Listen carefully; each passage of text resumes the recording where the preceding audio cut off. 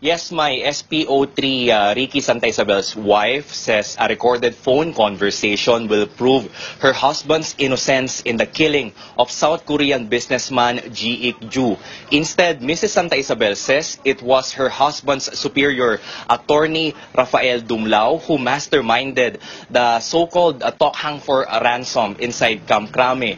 Dumlao is the team leader of the Special Intelligence Operations Unit of the Anti-Illegal Drugs Group of the Philippine National Police. Mrs. Santa Isabel says that Dumlao is just using her husband as a fall guy for the killing of G. Dumlao wants actually Santa Isabel to agree to a cover-up operation to save their names. So to tell us more about this alleged cover-up operation that is being planned, that was planned by Mr. Dumlao, here with me is Mrs. Jinky Santa Isabel, the wife of Ricky Santa Isabel. Ma'am, magandang gabi po. Magandang gabi din po. Ayun po, no? So, una sa lahat, you're saying na wala pong kasalanan ng asawa nyo. Bakit po?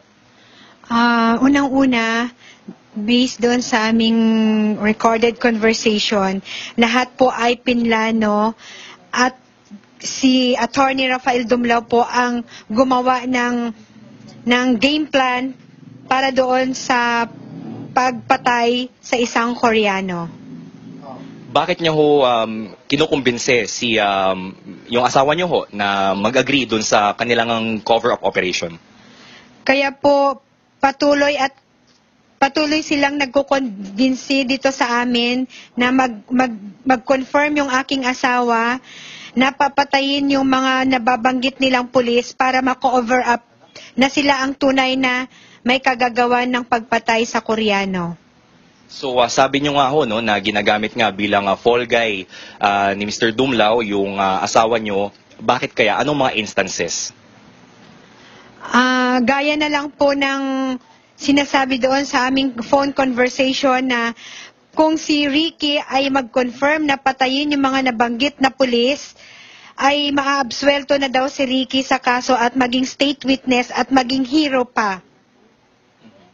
So ano ho bang mangyayari kapag naganap na itong cover-up operation na to?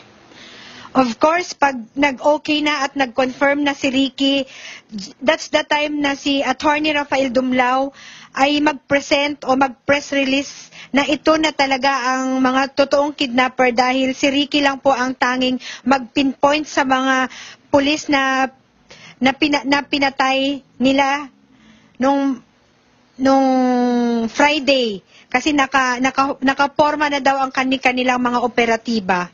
So ang sinasabi niyo ho no, na walang kinalaman yung asawa niyo, ano lang ho yung naging role niya doon sa pagkamatay ni Mr. G? Admittedly, yung asawa ko, ang naging role niya lang po ay siya lang po yung nagdala ng patay sa isang funeraria or crematorium. Okay, siguro may apela na lang ho ba tayo or mensahe kaya Pangulong Duterte? Sir President, magkababayan naman tayo. Taga Mindanao din po ako. Ako po ay nakikiusap sa inyo na sana po tulungan nyo naman po kami. Biktima lang po yung asawa ko dito.